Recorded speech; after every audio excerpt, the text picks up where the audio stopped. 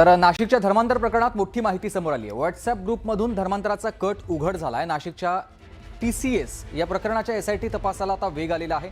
आरोपींचे mobile, laptop जप्त करून क्लोनिंग करण्यात आलेलं आहे।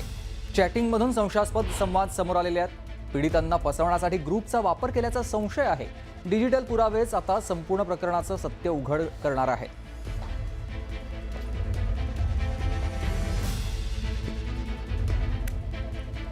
तर नाशिकच्या TCS प्रकरणात आता ATSने एंट्री घेतलेली आहे। नाशिकमधून दोघांची तब्बल 3 तास कसून चौकशी करण्यात आली आहे। रजा मेनन आणि शफी शेखला ताब्यात घेण्यात आलेलं होतं आणि या दोघांची कसून चौकशी करण्यात आली। यावेळी चौकशीनंतर निदा खान कनेक्शनवर संशय अधिक गडद झाल्याची प्राथमिक माहिती मिळते आहे। तसंच दिल्ली ब्लास्ट संदर्भातील आरोपींशी काही कनेक्शन आहे का याबाबत देखील तपास सुरू आहे। तसंच आंतरराष्ट्रीय कॉल आणि फंडिंगबाबत दोघांना प्रश्न विचारण्यात आलेले आहेत। दरम्यान आज या दोघांनाही न्यायालयात हजर केलं जाणार आहे।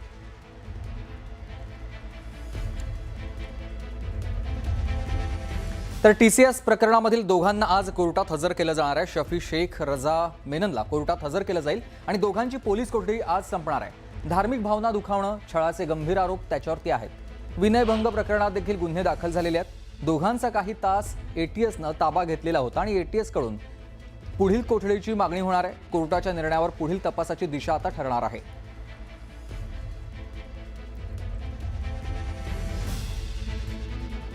महिला सुरक्षेसंदर्भात नाशिकमध्ये आज एक महत्त्वाची बैठक आहे। IT कंपन्या, प्रशासन आणि लोकप्रतिनिधी एकत्र येणार आहेत। नाशिक रोड मित्रा संस्थेमध्ये दुपारी ही बैठक होणार आहे। खरात, एरंडे आणि TCS या प्रकरणानंतर सुरक्षेचा मुद्दा समोर आलेला आहे।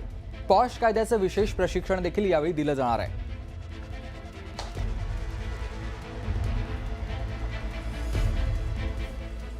राष्ट्रीय महिला आयोग आज चौकशीसाठी नाशिकमध्ये येणार आहे। TCS प्रकरणात टीम आता घटनास्थळी पोहोचणार आहे आणि महिला अत्याचार, धर्मांतरण मुद्द्याचा आढावा घेतला जाणार आहे। पीडितांच्या तक्रारी थेट ऐकून त्या नोंद केल्या जातील। स्थानिक प्रशासन आणि पोलिसांकडून त्यानंतर माहिती घेतली जाईल। SIT तपासाची प्रगती देखील आयोगाकडून आज तपासली जाणार आहे। अहवाल केंद्र सरकारला सादर होण्याची शक्यता आहे। आयोगाच्या चौकशीनं प्रकरणाला नवं वळण मिळणार आहे। TCS प्रकरणामध्ये ॲट्रॉसिटी कायद्याची भर पडली आहे। बलात्काराच्या गुन्ह्यामध्ये ॲट्रॉसिटीचा ॲक्ट समाविष्ट करण्यात आला आणि तक्रारदार महिला आता ACC प्रवर्गामधील असल्याची माहिती समोर आली आहे। 25 मार्चच्या फिर्यादीनंतर कारवाईला वेग आलाय। धार्मिक भावना दुखावल्याचा देखील गंभीर कलम लागू करण्यात आलेले आहेत।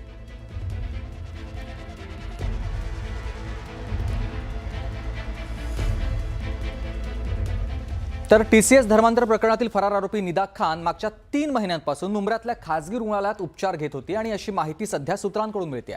निदा खान गरोदर असल्यानंच ती उपचार घेत होती आणि निदा खान फरार असून SIT कडून तिचा शोध घेतला जातोय।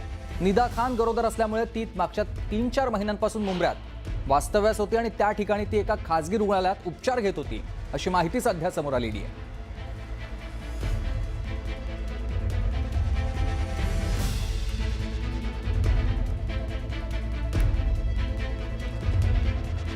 निदा खान ही मुंब्र्यामध्ये गेल्या 3 ते 4 महिन्यांपासून वास्तव्यास आहे। ती गरोदरच होती आणि म्हणूनच तिथल्या एका स्थानिक खासगी रुग्णालयात ती उपचार घेत होती अशी माहिती समोर आली आहे। मात्र या सगळ्यानंतर आता हे प्रकरण जसं पुढे आलं त्यानंतर निदा खान ही गायब झाली आहे। सध्या तिचा शोध पोलिसांकडून घेतला जातोय। SITची टीम देखील शोध घेते। मात्र निदा खान सापडत नाहीये, पण ती गेल्या 3-4 महिन्यांपासून मागच्या मुंब्र्यामध्येच वास्तव्यास होती। तिथेच तिचं सासर आहे आणि त्याच ठिकाणी तिच्यावरती खासगी रुग्णालयात उपचार सुरू होते।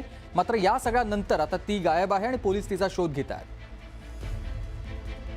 दरम्यान